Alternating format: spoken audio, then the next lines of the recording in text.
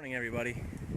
Today I made up my own challenge, #challenge, is I'm gonna shoot a video for only a minute at a time. I was driving here and I thought, I need to start thinking about different things. I'm always challenging myself to do something differently in a new way, not the same vlog. So I'm challenging myself to shoot like Instagram. If you don't know what Instagram is, it's like a Facebook thing for your phone. It's an app for your phone. So I do a lot of Instagrams and I shoot for a minute, one piece of video, and I post it. So that's what I'm gonna do today, is I'm just gonna shoot little 1-minute clips, put them all together, put them on here. Maybe it'll be fun, something new and different. I'm at the beach. We'll see you in another minute. Let's check this out. Somebody has done rose petals in the shape of a heart. I can't read it very well. I imagine they did it yesterday. I can't read what it says. It says something, first something, but a big heart-shaped rose petals. How beautiful, right? What a great idea. Maybe I'll do that. I'll steal that for next year. Still can't read it. First something G plus J, or something like that. That's pretty cool. It's still out here from yesterday. And the rose petals have little dew on there. Look at that. Whoops. I don't know if you can see that, but there's water on there from last night. That's pretty neat. This guy's getting ready to do whoa. Check that out. Wow. The wind is pretty strong today. So if it's like blowing in the microphone, that's why. That is a big kite. He's getting ready to kite surf, but I think the wind is too strong because it was just dragging him. I think from what I talked to, I was talking to a guy. They said they have different size kites for different amounts of wind. So if you have stronger wind, you have a smaller kite, and if you have less wind, you get a bigger kite.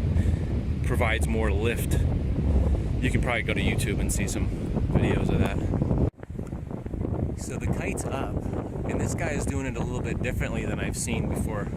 The last guy I saw do this, he did it where he was right close to the water and got right in, but this guy's a little bit away from the water, so he's sort of walking it out to the water. It's very challenging, especially if you're by yourself. You have to go bring your kite out to the water out here and get on your ski while you're still holding the kite, and then it will pull you out. It's pretty rough today too.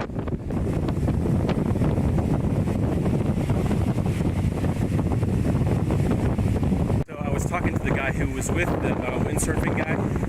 He said that was his second time doing it by himself. He didn't get up yet. He's still trying. I guess it's pretty difficult in these windy conditions to do something like that. I don't have any experience. I don't know. I just watched a lot of people do it.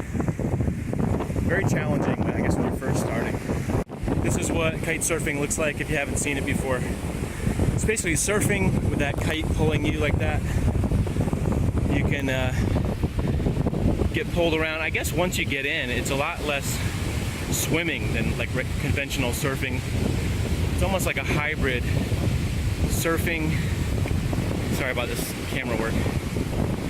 Surfing and what do they call that? Wind surfing, I guess? Windsurfer and surfing.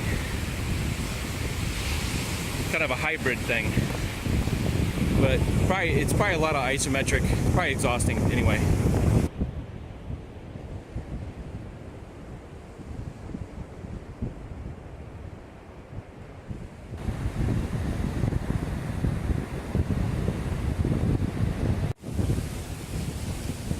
A little bit on the rough side today.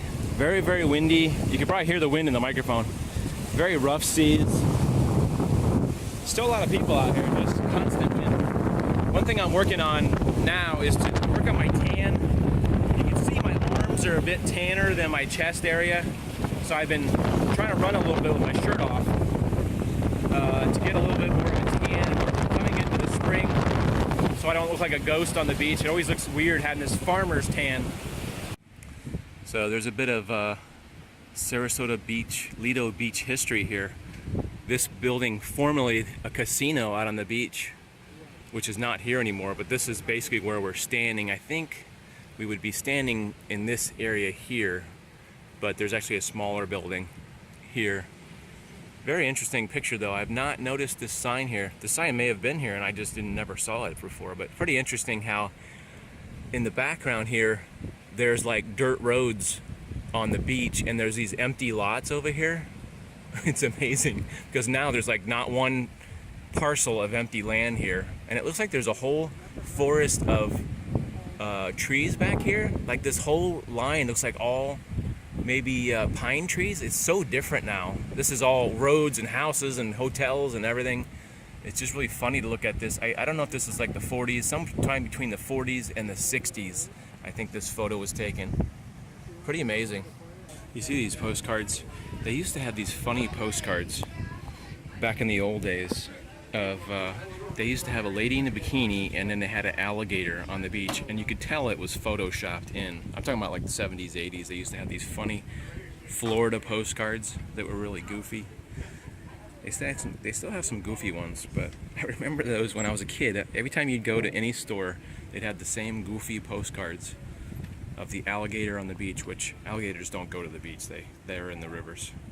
So one of my favorite memories that I always think of when I come to Lido Beach, where my family and I basically came ever since I was a kid. I think my parents were here before, probably before I was even born, and I spent a lot of time as a little kid out here playing in the sand and in the water. My parents really loved Lido Beach, but one of my favorite memories is I believe this snack bar used to have a window. The service window was on this side. Now it's on the other side.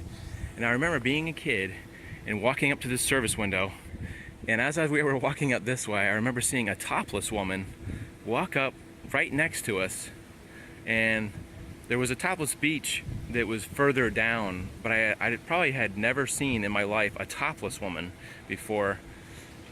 And she walked up to order something from the thing, and I just couldn't stop staring because I was probably about 8 years old or something like that. But my fondest memory, the one that sticks in my mind the most, is the topless lady who walked up to order. But now I would probably get arrested because I'm topless. So does that mean I'm breaking the law now?